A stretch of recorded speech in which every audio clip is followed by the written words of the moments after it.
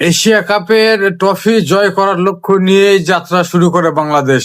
প্রথম ম্যাচে হংকং এর বিপক্ষে 7 উইকেটে জয় তুলে নেয়, কিন্তু সেখানে ক্রিকেট প্রেমীদের মনে একটা বড় প্রশ্ন দাগ কেটে যায় যে 144 রানের জয়ের টার্গেটে খেলতে নেমে বাংলাদেশ কেন 17.4 ওভার খরচ করতে হলো।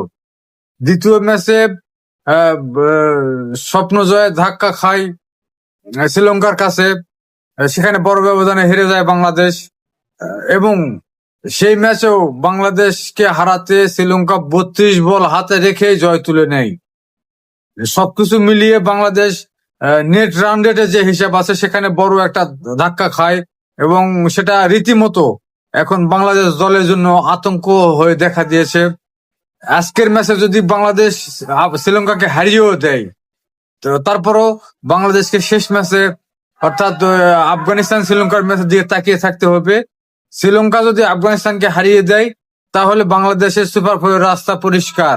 আর যদি শ্রীলঙ্কা আফগানিস্তানের কাছে হেরে যায় তাহলে 3 দলের পয়েন্ট সমান সমান হবে, কিন্তু ওই রান রেটের খাড়ায় পড়ে বাংলাদেশের সুপার ফোরে যাওয়ার রাস্তাটা সম্ভবত বন্ধ হয়ে যাবে।